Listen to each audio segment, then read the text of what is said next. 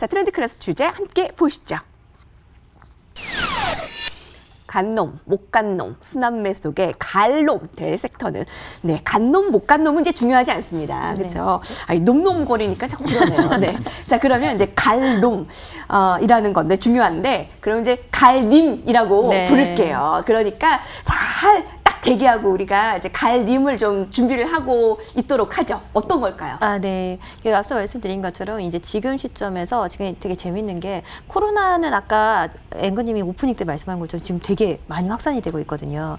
그럼에도 불구하고 이런 백신 기대감들이 여전히 살아있고 또 이번 주에는 이런 백신 또 첫 승인 이슈들이 있으면서 그에 따라서 이제 이 백신 기대감들이 가시화가 되면서 내년도 시장에 대한 그런 전망치들 이런 부분들을 상당히 좀 크게 좀 올려 상향을 하고 있는 그런 상황입니다. 그러다 보니까 이제 그간의 시장 지수 자체가 이제 추가적으로 우리가 상승을 한다라고 봤을 때 기존에 움직이던 주도 섹터들 일부 종목들만을 가지고 시장을 이끌어서 움직이기에는 다소 한계점을 가질 수밖에 없는 부분이거든요. 그럼에도 불구하고 시장의 추세 라인을 유지하기 위해서는 자연스럽게 그간에 상대적으로 소외되어 있었던 종목들 쪽으로 매기가 이동할 수밖에 없고 또 이런 종목들이 우리가 제가 늘 말씀드린 거지만 안 좋았던 게 좋아지는 게 지수에서는 가장 호재다라는 이야기를 드렸는데 지금 시점이 그간의 코로나로 인해서 좀 피해를 많이 봤던 업황들 이런 부분들은 상대적으로 얘기를 하면 시장이 정상화됐을 때 이 이익 상승치가 당연히 커질 수밖에 없는 거거든요. 그러면 이런 부분들의 기대감들을 항상 주가는 선반영을 하기 때문에 그런 부분들이 내년도의 실적 전망치에 대한 기대감으로 연말에 먼저 움직이고 있는 그런 흐름이라고 볼 수 있을 것 같습니다. 그래서 이런 부분들은 연말로 넘어갈수록 계속해서 강화가 될 거라고 보여지는데요. 제가 아까 지금 지점이 중요한 포트를 좀 편입할 수 있을 만한 주요 찬스라고 말씀드린 게 우리가 참 사실 올라가 있는 종목을 쫓아서 움직이기에는 다소 부담감이 있잖아요. 우리가 또 종목들 지수도 그렇지만 한 번씩 흔들어 가면서 움직이는 거거든요. 추세로 움직이더라도. 그런데 고점을 쫓아서 움직이게 되면 우리가 이런 부분들에 좀 불안한 그러한 흐름들을 가져볼 수밖에 없는데 우리가 저점에서부터 지금 자리까지 끌고 움직였다라고 한다 그러면 상대적으로 소폭 조정을 받아도 괜찮은 구간이 되거든요. 그래서 기존의 주도주들은 일단 제가 계속 말씀드리지만 어느 정도 가지고 계신 분들은 유지를 해보되 지금부터 우리가 접근을 한다라고 한다면 앞으로 이제 그렇게 움직일 종목들을 우리가 찾아봐야 된다는 거죠. 대표적으로 제가 저번 주에도 말씀드렸지만 저는 건설주 많이 주목을 하고 있습니다. 네. 건설 섹터 같은 경우에는 이제 우리가 내년도에 10년 만에 지금 최대치거든요. 대규모 SOC 그 투자를 좀 예고를 하고 있는 그런 부분들이고 또 우리가 이제 미국 대선 끝나고 우리나라 대선 쪽으로 시선이 좀 몰리면서 최근 사실 테마로는 인맥 관련 종목들이 조금씩 소폭씩 움직임이 나아지고 있는 그런 흐름인데요. 이런 부분에서 우리가 이제 다시 한번 공약적인 부분으로도 얘기를 할 수가 있는 게 우리 좀 굵직한 이런 프로젝트들이 많이 있잖아요. 아무래도 신공항 뉴스라던가 그 다음에 뭐 해저터널 얘기도 있었고요. 해저터널 같은 경우에는 서울시장 보궐선거에서도 테마 라인으로 형성이 될 수 있는 그런 여력들이 가지고 있고 거기에다가 추가적으로 이제 세종시 이전 이슈까지 다시 한번 불거지면서 우리가 건설 경기 업황 전반적으로 좀 시세를 좀 움직일 수 있을 만한 요소가 많고 그다음에 이제 우리가 어느 정도 코로나가 좀 줌춤해진다고 한다 그러면 이제 우리가 이제 쏟아놓은 부양책으로 실물 경기를 좀 살리려고 하는 그런 부분들이 보이겠죠. 내수 경기 상승에서 가장 크게 수혜를 받을 수 있는 게 바로 이 건설 경기이기 때문에 그런 부분들로 인해 즉각적인 이런 투자 효과가 있을 거라고 생각이 되고 또 올해 이 코로나로 인해서 신규 수주를 했음에도 불구하고 시공이 지연된 그런 건들이 많이 있습니다. 그런 부분들을 이제 어느 정도 진정이 되게 되면 본격적으로 진입을 하면서 이런 부분들이 실적 개선으로 크게 좀 이어질 거다라고 생각이 됩니다. 또 오늘 이번에 업황 부분들이 좀 저조했음에도 불구하고 전반적인 수주 성과는 또 좋은 그런 기업들이 되게 많거든요. 이번 주에 그런 부분들이 상승 자리가 보여졌고 또 오늘을 놓고 보면 조선업종들이 또 전체적으로 상승 자리를 보였는데요. 네. 조선업도 마찬가지죠. 대표적으로 코로나로 인해서 좀 업황이 안 좋았던 그런 섹터이고 그 다음에 이제 경기 민감주로 전반적으로 움직이는 그런 부분인데 조선 같은 경우에는요 지금 이제 내년도 실적을요 2010년 이후에 11년 만에 최다 실적을 기록을 할 거다라고 기대를 하고 있습니다. 이게 또 올해 워낙에 업황이 안 좋았기 때문에 우리 올해 대비해서 놓고 본다 그러면 내년도 실적 전망치가 이익 전망치가 무려 400% 상승이거든요. 그렇다라고 한다 그러면 지금 시점에서 이 조선업종 같은 경우에도 지속적인 성장 가능성에 대한 기대감을 가져볼 수 있다라는 거죠. 그래서 지금 이 조선업 자체가 이번 상승 하락 자리에서 어느 정도 바닥을 다졌다라고 보고 있고 지금 뭐 내년까지 움직이지 않더라도 4분기부터 실적 개선 부분들에 대한 기대감들이 커지고 있는 그런 시점이기 때문에 건설과 함께 조선업 이런 두 종목 정도는 우리가 포트에 좀 담아두면 괜찮지 않을까라는 생각이 좀 들고요. 거기에다가 이제 우리 테마 라인으로 아까 잠깐 말씀드렸지만 어제 이제 문 대통령이 2025년까지 탄소 중립을 만들겠다라고 선언을 좀 하면서 오늘 탄소 배출 관련 종목들이 급등을 하는 모습이었는데 이 탄소 배출 관련 시장 자체도 내년도에 큰 폭의 성장이 예고가 되어 있습니다.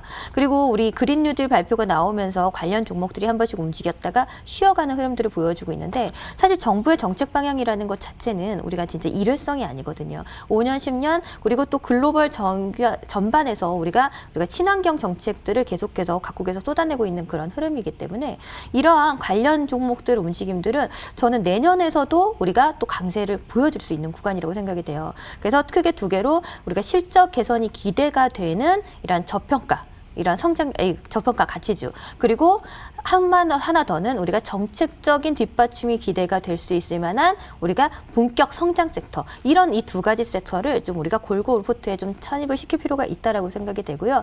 그 중에서도 우리가 어떻게 보면 이번에 발표한 한국형 뉴딜 정책 이거는 어떻게 보면 우리가 투자 이정표라고도 볼 수 있을 것 같아요.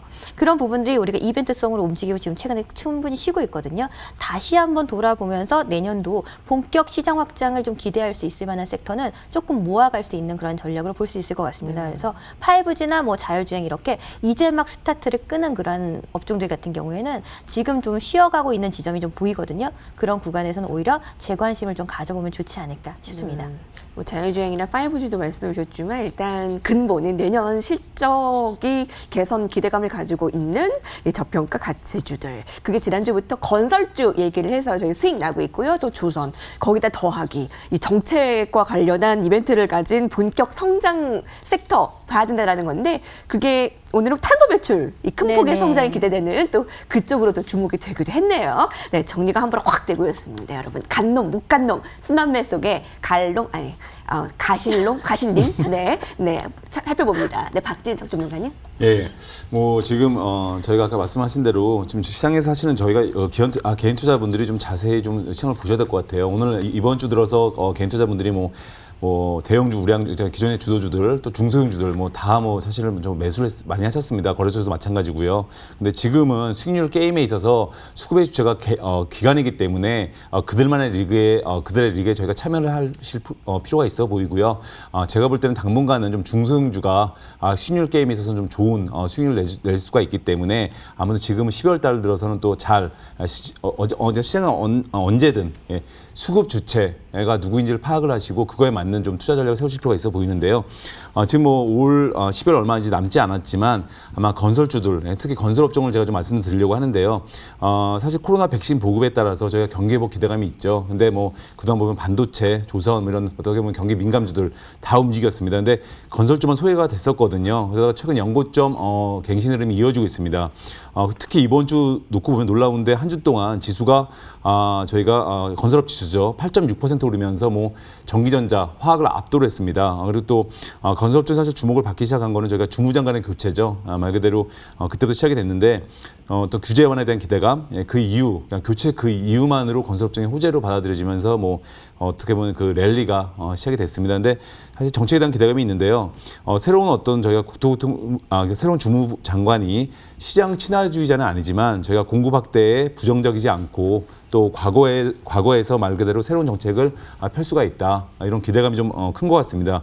그러다 보니까 또 최근 들어 국내 부동산 가격도 상승함으로 해서 저희가 내년도 분양 물량도 증가할 것으로 예상이 되고요. 또 정부 역시 저희가 기존에 어떻게 보면 수요 관리에서 말 그대로 공급도 확대가 되는 정책, 이걸 지금 아마 그런 기대감, 이런 부분이 분명히 있고요. 당연히 내년도 주택 분양 물량도 이제 증가, 공급이 확대가 될 것으로 예상이 되기 때문에 이런 기대감이 맞물리면서 사실은 투자에 대한 심리를 많이 개선시켜주고 있습니다. 이러다 보니까 거래소 시장에서 사실은 실적 대비해서 할인폭이 큰 업종, 가장 큰 업종의 건설업종에 들어가기 때문에 이번 주 들어서 사실 기관이 시장을 주도하면서 외국인들의 그들만의 리그인 어떤 그런 기존의 주도주, 그 주도주에는 눈길을 주지 않고 있습니다. 말 그대로 철저하게 어떻게 보면 외면하고 있고요. 어떻게 보면 삼성전자, 뭐 SK하이닉스, 뭐 LG화학, 삼성 SDA 이런 종목들에게는 정말 눈길을 주지 않고 이런 말 그대로 외국인들이 그동안 관심이 없던 종목들 이런 종목을 말 그대로 선택적으로 지금 집중 투자를 하고 있는 흐름이기 때문에 우리 개인 투자자분들도 이런 흐름을 좀 예민하게 받아들이시고 저희가 11월 달 들어서 기존의 그 BBIG 주도주에서 말 그대로 이런 반도체 또 조선이라든지 아니면 저희가 새로운 섹터로 이 주도주가 넘어왔거든요. 말 그대로입니다. 저희가 내년도 반도체 업황이 아무리 좋아도 그 단기적으로는 조정을 보일 수가 있거든요. 이런 흐름을 좀 민감하게 캐치하시고 지금은 약간의 기관들의 수익률 게임에 동참하셔서 중소형주, 뭐 건설주도 마찬가지입니다. 이런 좀 그 흐름에 좀 동참하실 필요가 있어 보이고요. 마지막으로 건설업종 좀 기대가 되는 부분은 코로나 저희가 백신 보급 후에 그동안 미뤄졌던 어떤 세계 각국의 인프라 투자 이 부분이 기대가 되는 부분이 있고요. 말 그대로 뭐 각국의 플랜트도 마찬가지고요. 그렇기 때문에 그동안 사실은 이 건설업종의 특징을 놓고 보자면 악재가 코로나로 인해서 해외 발주가 지연이 됐고요. 또 마찬가지로 기존에 이미 그 수주한 프로젝트도 공정이 지연이 됐습니다. 또 뭐 충당금도 적립이 됐고요. 이런 각종 악재가 다 맞물리면서 사실 그랬는데 건설업종의 대장주라고 할 수가 있겠죠. GS건설 오늘 신고가를 갔고요. 남강토건, KC건설 이런 많은 건설 업종의 주식들이 지금 최근 들어서 신고가를 가고 있습니다.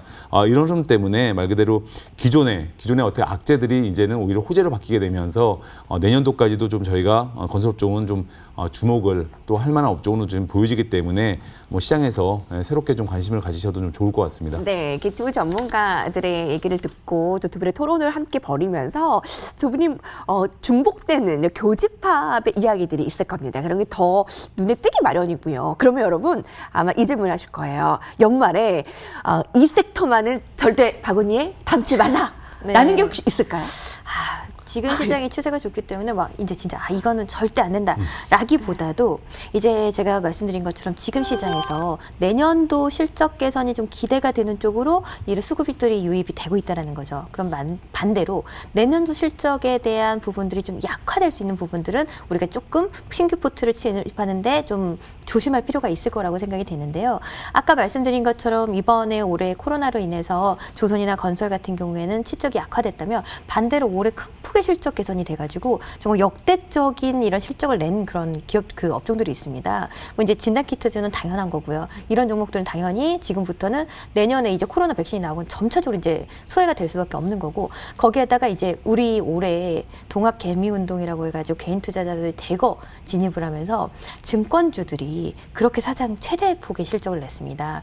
내년도도 시장이 유동성 장세를 보여줄 것이기 때문에 증권주의 이익 전망치는 여전히 밝지만 올해 대비해서 시장이 추가적으로 성장할 것인가 그 부분에 대해서는 약간은 좀 주의를 하실 필요가 있는 부분이거든요. 그래서 우리가 언제든지 이런 주가가 선반영된다라는 것들을 반영을 했을 때 이런 정도로 내년도의 실적 개선이 크게 움직일 종목들 중심으로 들어가시고 내년도에 올해 대비해서 실적이 오히려 좀 약화될 수 있는 업종 이런 부분을 약간은 조심을 하실 필요가 있지 않을까 싶습니다. 네, 여러분 연말인 만큼 올해에 비해 내년에 큰 폭의 실적 성장이 숫자로 가늠될 그 부분을 좀 집중적으로 살펴봐야 되겠습니다. 자, 종목별로도 이어갈게요. 라운드 2 정리하고요. 라운드 3 이어갑니다.